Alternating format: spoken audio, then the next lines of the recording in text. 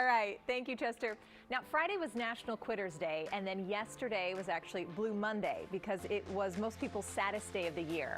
All signs point to you having given up to your new year, new you lifestyle. So I talked to coach and author Adam Jablin for some mid-month inspiration.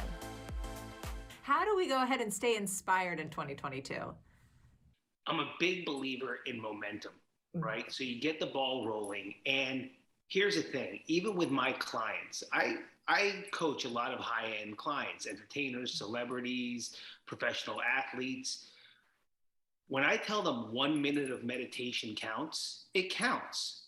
Okay, if you go to the gym for 15 minutes or 10 minutes that day, as you're building momentum, it counts.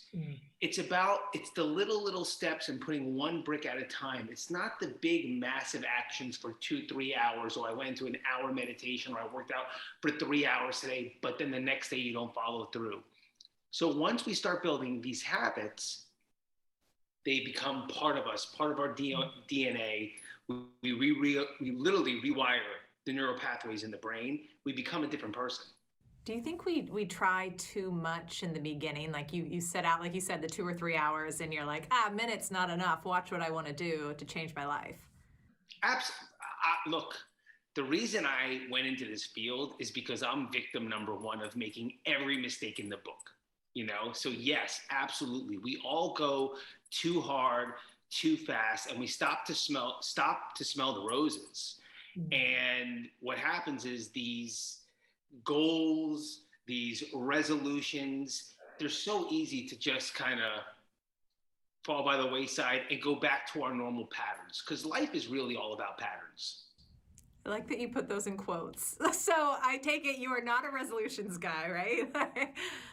What do you recommend that we do? It's not that I'm not a resolutions guy, right? Okay.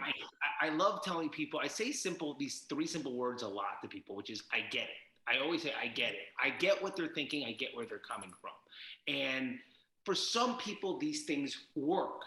And for some people, they don't. But when we start making things into big group statements, like resolutions for everybody, it really doesn't hit the wiring the way it should. So I'm a big fan of letting people know, let's make a roadmap, right?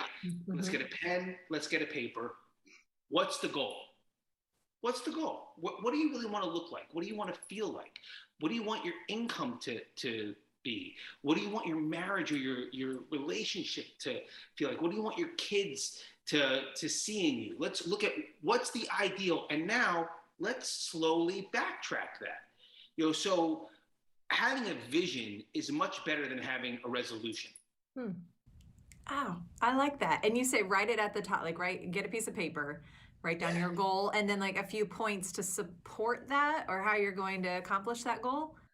Very small steps, literally break it down to very, very small fragments and practical applications. But these things that even though to us, it's entertaining conversation, the people that we look up to and admire the most, the people that we buy their books, we listen to their podcasts, this is how it's done. So, I'm a kid from the 80s, so I can use those references. But if it's Phil Jackson with Michael Jordan and Kobe Bryant, or Bill Belichick with Tom Brady, or Bruce Springsteen's known to have these magical notebooks, it's about writing it down. They don't, Bruce Springsteen doesn't sit down and just write the greatest song. If you look at his notebooks, there's a paragraph here, there's a statement there, and he picks and pulls. Same thing with the greatest athletes, the greatest entertainers. You're picking and pulling the greatest parts of life and putting it into the whole. So when we say, I'm going to be this new person tomorrow, it doesn't work. Such great advice. Adam actually has a new 7-day challenge called the Hero 7 that you can join in on his website, adamjablin.com.